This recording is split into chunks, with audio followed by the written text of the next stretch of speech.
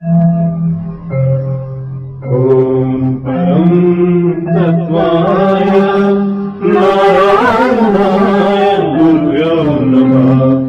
ॐ परं तत्त्वाय नारायणाय गुरुभ्यो नमः। सभी को जय गुरुदेव।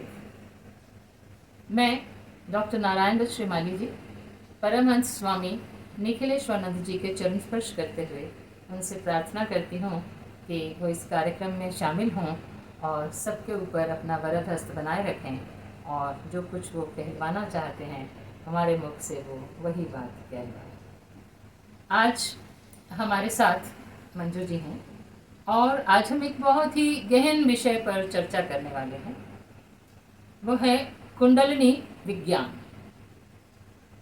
तो कुंडलिनी विज्ञान की चर्चा हम इसलिए कर रहे हैं कि कुंडलिनी को बिल्कुल एब्स्ट्रैक्ट गिना जाता है।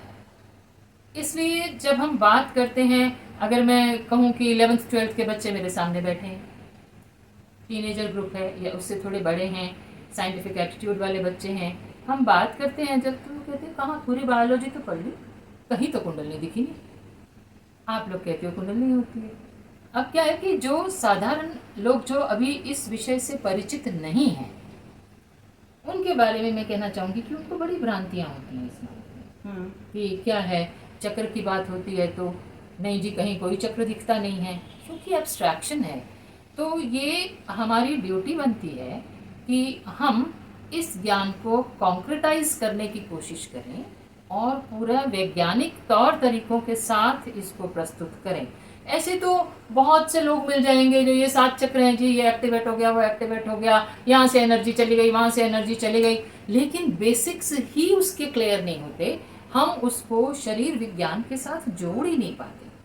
तो जब तक उसके रूट्स पता नहीं चलते तब तक उस चीज़ को कोई भी मानने को तैयार नहीं होता।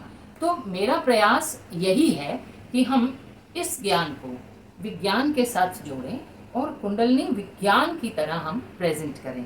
ऐसा आपने देखा हो कि गुरुदेव ने भी बोला कि मेरे शिष्यों का कर्तव्य है कि वो इस ज्ञान की गंगा को आगे बढ़ाते रहें, अनवरत रूप से चलाते रहें। तो अब उनके शब्दों को समझने की ज़रूरत है। इसका मतलब ये नहीं कि गुरु बन के बैठ जाओ और दीक्षाएं देनी शुरू कर दो, नहीं। ज्ञान को अनवरत रूप से चलाने का मतलब है कि युग के साथ साथ नए परिवर्तनों के साथ साथ उनमें बदलाव लाते हुए, एडिशंस करते हुए जो ऑब्सोलीट चीजें हैं उनको निकालते जाओ। आप 60 साल पहले की किताब पढ़ के बैठे हुए और आप बोले मैंने उस किताब में ये पढ़ा था, तो ऐसा नहीं। गुरुदेव कह रहे हैं कि सिद्धाश्रम में भी निरंतर शोध हो रहे हैं। जैसे यहाँ वैज्ञानिक शोध हो रहे हैं, वहां भी आध्यात्मिक शोध हो रहे हैं और परिवर्तन निरंतर हो रहे हैं। तो कैसे हम उनको जो है यहाँ पर संयोजित करें, कैसे हम बदलते हुए ज्ञान को सामने लाने की कोशिश करें, जिससे कि आम आदमी भी आराम से समझ सके। हाँ, इस और बहुत सरल करके। जितना हम इसको कॉम्प्लिकेटेड रखेंगे उतना लोग इससे दूर होते चले जाएंगे। और जिस प्रकार से विज्ञान की निरंतर प्रगति होती जा रही है, नित्य नए अनुसंधान होते जा रहे हैं, मंगल ग्रह पर दिखती जा रहा है, यान जा रहा है, नवीन सोच चिकित्सा में हो रहे हैं, ज्ञान के क्षेत्र में बराबर शोध सिद्धाश्रम होते रहते हैं। और वे शोध निरंतर नवीनतम खोज क्या है, वह जब तक आप लोगों को ज्ञान नहीं होगा तो पुरानी तलवार से आप लड़ते रहेंगे। इसलिए मैंने प्रयत्न किया है, बहुत ही कुंडलिनी के बेसिक्स दे रहे हैं हम, जो लोग कनेक्ट कर सकें इनको अपने शरीर के साथ, फिजियोलॉजी के साथ, बायोलॉजी के साथ। इसमें फिर फिजिक्स और केमिस्ट्री वाली जो चीज़ें हैं वो हम गुरु जी की प्रेरणा से जब अगला गुरु जी कार्यक्रम बनवाएंगे तो हम उसमें ऐड करेंगे। तो अभी तो मैं फिलहाल जो है कुंडलिनी एक विज्ञान के रूप में प्रेजेंट करने की कोशिश कर रही हूँ। अब संगीता जी, सवाल ये उठता है कि हम अपने बच्चों को, सबको ये समझा सके सबसे पहले कि वो पूछते हैं कुंडलिनी है क्या। हाँ, हमें तो कहीं दिखाई नहीं देती। हाँ, क्योंकि जो हम इधर उधर सुनते हैं प्रवचनों वगैरह में तो ऐसा कहते हैं सर्पिणी है, सर्प की तरह है, है ना। अब बच्चे कहते हैं कि हमने तो पूरा पढ़ लिया, हमको तो कहीं दिखाई नहीं है, डिसेक्शन करके भी देख लिया तो कुछ नहीं है। डॉक्टर्स कहते हैं कि पूरी एनाटॉमी पढ़ ली, पूरी बॉडी का डिसेक्शन कर लिया, सब कुछ मिला ही नहीं हमको। तो इन चीजों को हम कैसे लोगों को समझाएं कि कुंडलनी क्या है। ये डायग्राम हम स्क्रीन पर शो कर रहे हैं। हमारी जो स्पाइनल कॉर्ड है, जो हमारी रीढ़ की हड्डी है, वहाँ पर कुछ नाड़ियाँ हैं। ठीक है, नाड़ियाँ एक तो है स्पाइनल कॉर्ड जिसको हम सुषुम्ना कहते हैं, उसके साथ में एक ईड़ा है और एक पिंगला है जो बिल्कुल स्पाइनल कॉर्ड के रूट से चल रही है। ठीक है, अब ये हम कह रहे हैं कि नाड़ियाँ हैं। संगीता जी, सबसे पहले एक सवाल उठता है, नाड़ियाँ है क्या? आपने बिल्कुल एक वाजिब बात पूछी है, इम्पोर्टेंट बात है कि नाड़ियाँ हैं क्या।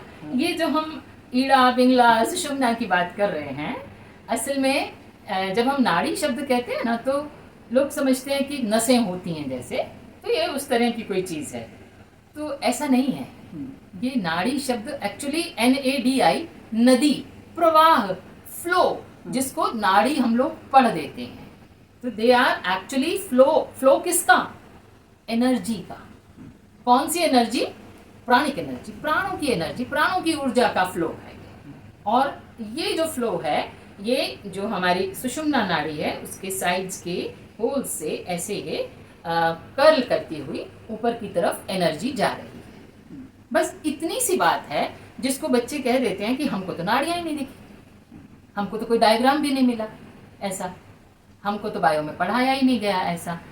और हमारे भारतवर्ष में ये सबसे बड़ी खूबी है कि हम जो भी प्रकाशित चीज देखते हैं, या तो उसकी पूजा करने लग जाते हैं और या उसको सत्य मान लेते हैं।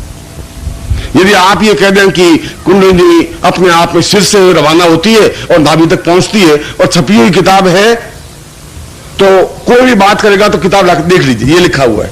अब तुम कह रहे झूठ है, अरे छपा हुआ पड़ा है, अंधे हो तुम क्या, ये देख ले।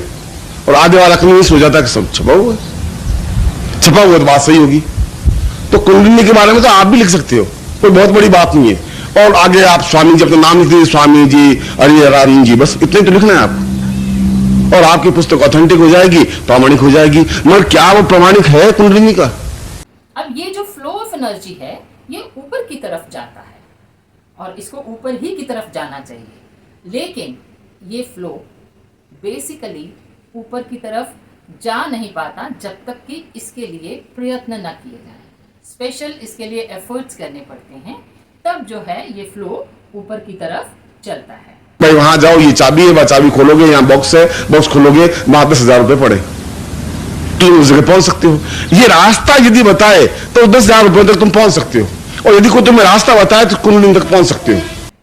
अच्छा, तो संगीता जी, ये जो फ्लो है, कुंडलिनी है, इसका कोई वैज्ञानिक आधार भी है? हाँ बिल्कुल, वैज्ञानिक आधार पूरा है। अभी देखो, आपने कहा 72,000 नाड़ियाँ, हाँ। ऐसा कहते हैं कि सहस्त्रार में जो है 72,000 नाड़ियाँ हैं।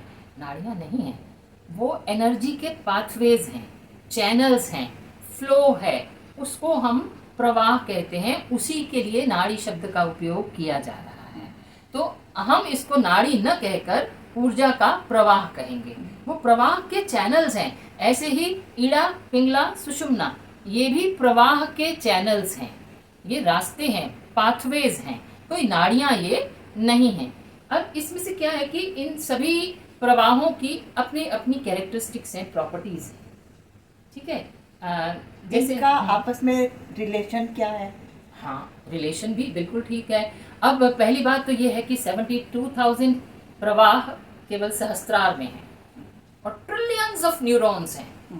न्यूरॉन्स बच्चे देख पाते हैं, पता चल पाता है जब ब्रेन के डिसेक्शन होते हैं, आप माइक्रोस्कोप में और इलेक्ट्रॉन माइक्रोस्कोप में देखते हैं तो सब आपको पता चलता है, लेकिन ये प्रवाह तो नहीं दिखते, ये चैनल्स तो नहीं दिखते। तो इसलिए, और 72,000 भी नहीं दिख सकते, इतना भी नहीं। तो ये छोटे छोटे प्रवाह हैं, रास्ते बने हुए हैं एनर्जी के फ्लो के, जिसमें से 3 मोस्ट इम्पॉर्टेंट हैं, उनको हम ईड़ा पिंगला और सुषुम्ना कहते हैं। ठीक है, तो ये 3 फ्लो जो हैं वो सबसे ज़्यादा इम्पॉर्टेंट है। अच्छा, एक और विशेष बात आती है, चक्रास। ये चक्र क्या है? चक्र, क्योंकि ये तो कहीं भी किसी को नजर आते ही नहीं है। हाँ, इसीलिए। हाँ, और बच्चे जब तक उनको समझ ना आए वो मानते नहीं है। हाँ, ये जो हमारा स्पाइनल कॉर्ड है, जो सुषुम्ना नाड़ी है, हाँ, ये ईड़ा उसके लेफ्ट साइड में है, पिंगला उसके राइट साइड। तो ये ऐसे जो है कर्ल करते हुए स्पाइरल वे में ये एनर्जी फ्लो है।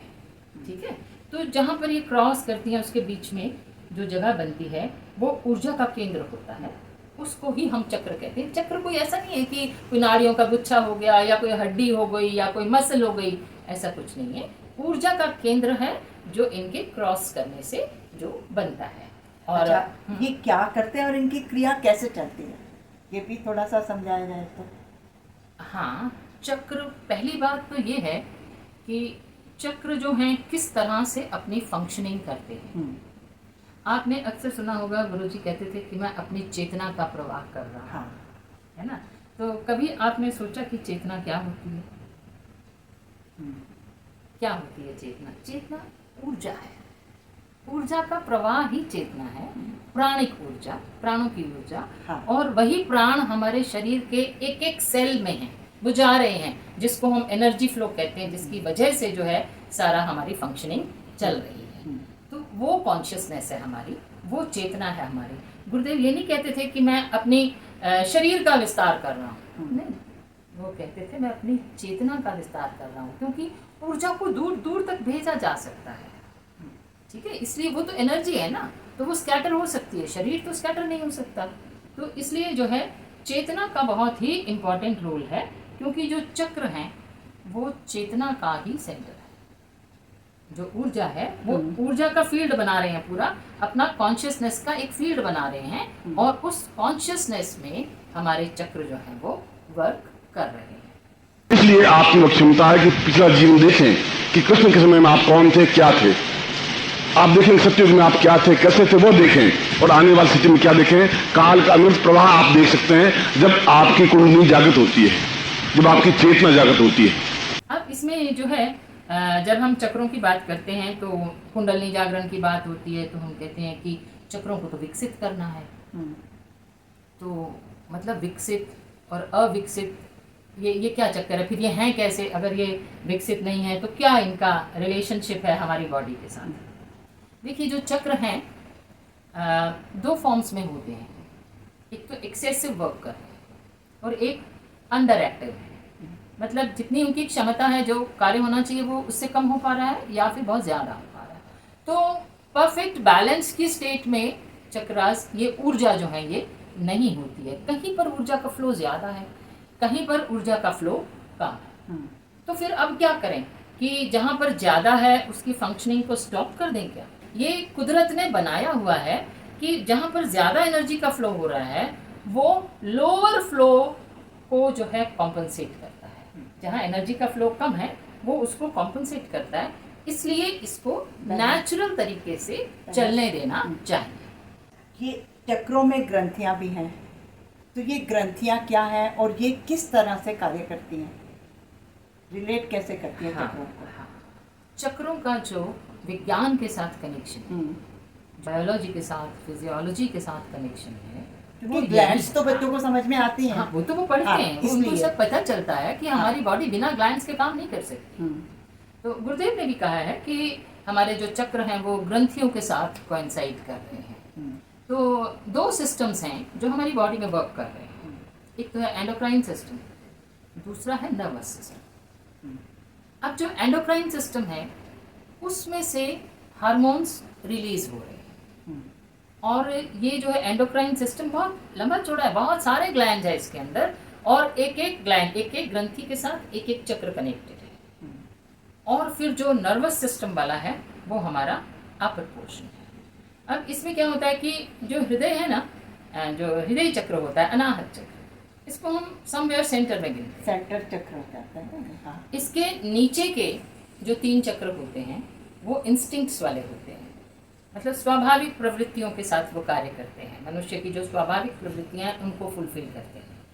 फिर ये जो हृदय चक्र है ये सेंटर में है, और इसके ऊपर, इसको मनोमय कोश भी कहते हैं। फिर इसके ऊपर के जो तीन चक्र हैं जिनको हम कहते हैं, हम टोटल 7 चक्रों की बात कर रहे हैं। तो बहुत सारे चक्र, बहुत सारे, क्योंकि गुरुदेव ने तो 108 चक्र जागरण दीक्षा भी दी है, और उससे भी ज्यादा है। हमारी बॉडी के बाहर भी चक्रास हैं जो हमको हायर सेल्फ से जोड़ रहे हैं, हमको कॉस्मिक एनर्जी से, ब्रह्मांड से जोड़ रहे हैं, तो वो भी हैं चक्रास। तो लेकिन कभी गुरुजी ने अगर प्रेरणा करी तो हम उस विषय में भी बात करेंगे, पर आज हम बिल्कुल बेसिक्स की बात कर रहे हैं। तो ये जो ऊपर के 3 चक्रास हैं ये मेंटल एबिलिटीज के साथ मस्तिष्क के साथ कनेक्टेड है। अब मस्तिष्क के साथ अलग ग्रंथियां कनेक्टेड हैं और जो नीचे का अन्नमय और प्राणमय कोश हैं उनके साथ अलग ग्रंथि कनेक्टेड है। ठीक है। इसमें एक और भी बड़ी इंपॉर्टेंट बात है, वो ये कि कॉन्शियसनेस हमारी पीक्स पर कब होती है, सबसे ज़्यादा कॉन्शियसनेस की स्टेज में हम कब आते हैं, जब ईड़ा, पिंगला और सुषुम्ना इनका समन्वय होता है। क्योंकि जो ईड़ा है ना उसके मैस्कुलिन कैरेक्टरिस्टिक्स है, पिंगला के फेमिनिन है, शिव और शक्ति, और जो सुषुम्ना है ना वो नाड़ी उदासीन होती है, न्यूट्रल होती है, वो प्रवाह बिल्कुल न्यूट्रल है, उसमें कोई भी कैरेक्टरिस्टिक फंक्शन नहीं करती है। तो जब ये दोनों प्रवाह उसमें मिक्स हो जाते हैं तो एक सुपर कॉन्शियसनेस की स्टेज, जिसको हम कहते हैं पीक्स ऑफ चेतना, उसका निर्माण होता है। क्योंकि जो सुषुम्ना नाड़ी है, जो सुषुम्ना ऊर्जा प्रवाह है, वो न्यूट्रल है, वो रिएक्ट नहीं करती। ईड़ा भी रिएक्ट करती है बाहर के वातावरण से, भौतिक वातावरण से, और पिंगला भी करती है, लेकिन जो सुषुम्ना है वो कोई रिएक्शन नहीं देती, उदासीन अवस्था में है। इसलिए उसको हम साम्य अवस्था की बात करते हैं। जब ये दोनों का उसमें मिक्स हो जाता है, प्रभाव मिक्स हो जाता है, तो हम उसको साम्य अवस्था की बात करते हैं। तो जैसे गुरुदेव थे ना, शांत हो जाते हैं, जिसको हाँ, कहते हैं हाँ, वो। उनको कोई असर ही नहीं पड़ेगा। जैसे मैंने कुछ कह दिया तो दूसरा एकदम से हाइपर हो गया, अरे मैं इसका जवाब देता हूँ, वो अहम और वो क्रोध और वो अपने आप को दिखाने वाली बातें, अपने आप को इस्टेब्लिश करना, शो करना, ये चीज़ें ईड़ा और पिंगला वाली जो हैं प्रवाह, ये उनके विशेष लक्षण हैं। लेकिन जहाँ सुषुम्ना में ये एनर्जीज आ जाती हैं तो तब परफेक्ट बैलेंस हो जाता है, शांति आ जाती है, शांति आ शांत हो जाती जाते हैं। हाँ। तो उसी को हम कहते हैं कि कुंडली जागरण शुरू हो गया। अब ये नहीं है कि वो ऊपर चली गई, नीचे चली गई, कैसे समझाओगे बच्चे को, कैसे बताओगे एक अनजान आदमी को, वो तो देख नहीं सकता, आप फोटोग्राफ खींच नहीं सकते उसका, आप उसको कॉन्क्रीट बना ही नहीं सकते, तो फिर आप उसे कैसे समझा पाओगे? उसके ऐसे कैरेक्टरिस्टिक्स बताने होंगे जो बाहर विजिबल हैं, जिससे वो समझ पाए। और अगर उसके अंदर वैसा कोई चेंज आ रहा है तो उसको ये पता चले कि हाँ मेरे अंदर ये चेंज आ रहा है, तो इसका मतलब ऐसा परिवर्तन अंदर कुछ हो रहा है। वो जो लक्षण जो हैं वो हम कैसे समझेंगे? अगर हम ये कह दें कि जी वो ऊपर चढ़ गई, वो नीचे, वो सोई हुई थी, वो जाग गई, टू हेल, क्या जाग गई, क्या उठ गई, किसी को कुछ समझ नहीं आएगा। ज्ञान को अगर लोगों तक पहुंचाना है बहुत सरल करना पड़ेगा, हाँ। और उनके स्तर तक जाकर बताना पड़ेगा, उनके साथ जोड़ना पड़ेगा, तब जो है वो लोगों की समझ में आएगा। तो इसके साथ ही हम आपसे विदा लेते हैं और आपको जय गुरुदेव, जय गुरुदेव, सभी को जय जय गुरुदेव। गुरुदेव।